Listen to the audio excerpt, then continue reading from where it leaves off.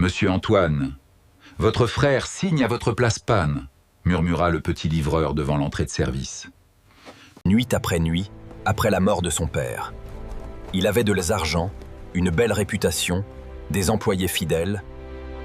Mais depuis quelques semaines, tout s'écroulait. Des contrats inconnus apparaissaient. Des dettes avaient été prises à son nom. Des investisseurs le regardaient avec méfiance. Et dans l'entreprise, certains disaient déjà c'est « Antoine perd la tête ». Son frère jumeau, Victor, était toujours là pour le rassurer. Même visage, même voix, même sourire. Repose-toi, Antoine, je vais gérer. Tu es épuisé. Pâtre. Mais ce soir-là, devant l'entrée arrière du bâtiment, un garçon pauvre de 12 ans venait de prononcer une phrase impossible.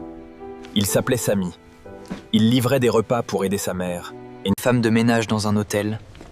Il portait un vieux blouson trop grand et un sac de livraison presque plus lourd que lui. Antoine fronça les sourcils.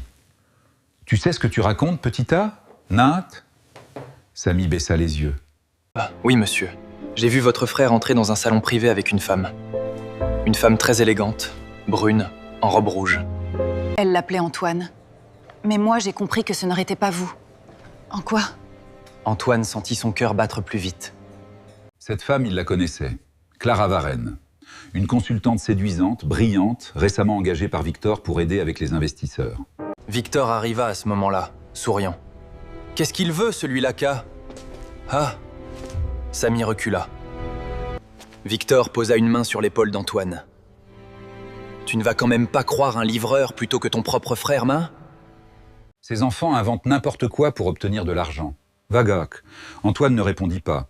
Pour la première fois, le sourire de son frère lui fit peur. Plus tard, Samy lui expliqua pourquoi il avait parlé. Son père possédait autrefois un petit garage. Son meilleur ami lui avait volé. Ses clients, ses papiers et même sa signature. En quelques mois, il avait tout perdu. Depuis, Samy avait appris. À reconnaître les mensonges derrière les sourires. K, mon père disait toujours K, le voleur le plus dangereux n'entre pas par la fenêtre. Il s'assoit à ta table. Ouais. Cette phrase resta dans la tête d'Antoine toute la nuit. Chers auditeurs, si vous appréciez cette histoire, n'hésitez pas à laisser un j'aime et surtout à vous abonner à la chaîne. Merci d'avoir écouté. Cela nous aide beaucoup. Maintenant, poursuivons. Antoine décida de ne pas confronter Victor. Le lendemain, il appela discrètement Maître Delorme, son ancien avocat, puis Nadia, sa directrice financière, la seule personne en qui il avait encore confiance. Ils vérifièrent les signatures, les accès aux dossiers, les rendez-vous d'hôtel, les contrats bancaires. Et la vérité apparut, froide et brutale. Victor utilisait leur ressemblance pour se faire passer pour Antoine. Vendu des parts secrètes à un concurrent et préparé un vote pour retirer Antoine de la direction. Pire encore, Clara avait convaincu plusieurs investisseurs qu'Antoine était instable. Dans un mail supprimé, mais récupéré légalement par Nadia. Victor écrivait « Après la réunion de vendredi, mon frère ne contrôlera plus rien. Mercier-Tech sera à nous. Pas. » Antoine resta longtemps silencieux devant l'écran. Quelque chose venait de se briser en lui. Son propre frère. Le garçon avec qui il avait partagé une chambre, des jouets, des rêves. Victor ne lui volait pas seulement une entreprise. Il lui volait son nom, sa vie. Maître Delorme posa une main calme sur le dossier. « On ne va pas crier, Antoine. On va le laisser se trahir lui-même. » Alors il prépara un piège. Antoine créa un faux dossier confidentiel, Chouel, un soi-disant contrat de fusion avec un grand investisseur étranger. Seul Victor pouvait y accéder. Le document contenait une information volontairement fausse, marquée et suivie légalement.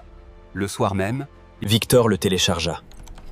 2 heures plus tard, Clara le transmettait au concurrent. Tout était enregistré. Le vendredi, la grande réunion commença. Autour de la table, il y avait les investisseurs, les cadres, Victor, Clara et Antoine, très calme. Victor se leva le premier. « Chers collègues, mon frère traverse une période difficile. Pour protéger l'entreprise, je propose de prendre temporairement sa place. » C'est la décision la plus raisonnable.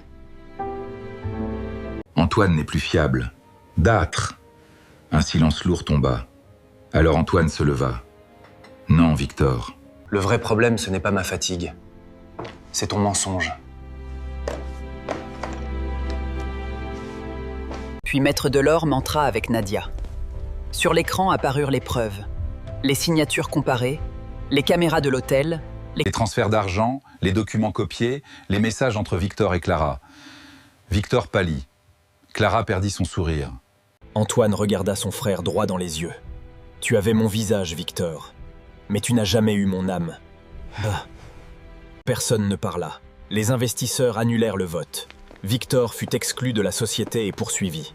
Clara fut arrêtée. Pour complicité de fraude. Le concurrent fit l'objet d'une enquête.